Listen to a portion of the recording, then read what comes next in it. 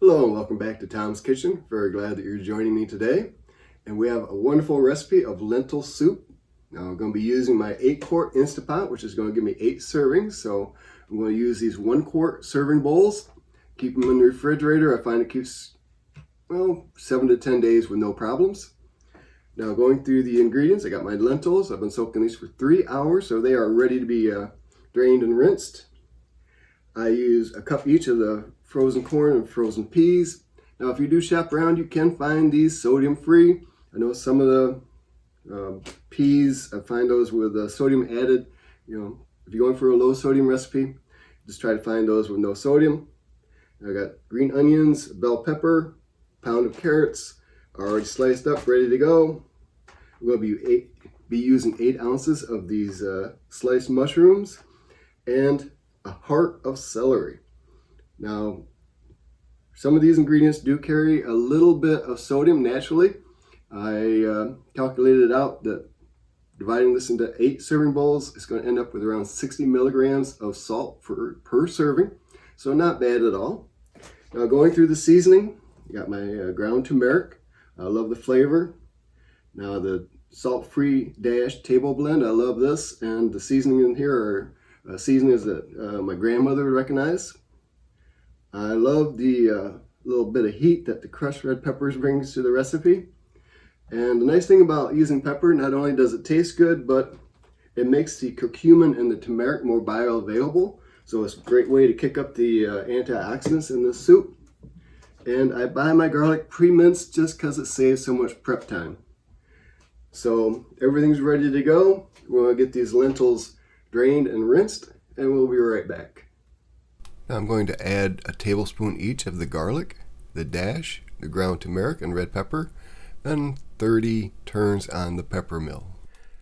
Now you can see in this still how I like to chop up my veggies. Now I'm going to get these all added into the pot. Now what I've ended up doing to get it up to this max fill line is I added another 2 cups of water, so a total of 10 cups of water. I also added another 4 ounces of mushroom, so a total of 12 ounces of mushroom. Because if I'm going to make a pot of soup, I'm going to make it right up to the max fill line, so I get the biggest bang for my buck. Now I could have added broccoli, cauliflower, green beans, zucchini, whatever your favorite vegetable is. The one thing I try to focus on is use recipes that I can buy in just one grocery store. I know that some of the recipes get really intricate, specifying some really hard to find stuff, and I find I'm not just going to make a whole bunch of that if it's hard to get. So I can get all these ingredients in one stop, and it's real easy to do. Half-hour prep time, and waiting for it to cook, and then probably another 10 minutes serving it out, getting it all set up to put in the refrigerator. So for way less than an hour, I get 8 wonderful servings of some very healthy soup. Okay, now what we have here is 8 servings of a very delicious lentil soup. You can see it looks very traditional. It's got all the wonderful natural ingredients, and I highly recommend this.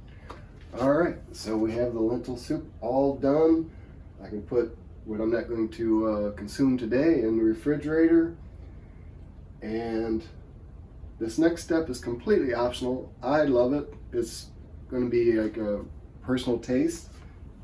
But I love taking whatever I'm going to eat and add a tablespoon and a half of flaxseed and half a tablespoon of fenugreek seed. Makes a nice little spice combination. Adds just a whole lot of nutrition to the lentil soup. It does thicken it up, so it's going to be more of a stew consistency than a soup. So this is completely optional, but I love it. Now when I'm reheating it, I will add the seeds before I put it in the microwave. I'll put them in the microwave for about 4 minutes, and it comes out really nice. Blend that in. And if it's not too late, another thing that I add is nutritional yeast. Now, recommended serving size on this is a tablespoon. I generally do about half a tablespoon.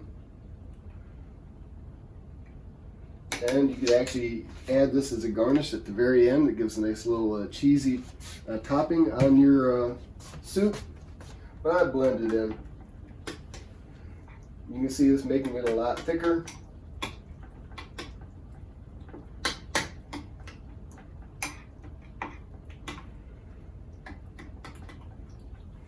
And I'll usually add a couple slices of Ezekiel bread with this to make a wonderful serving.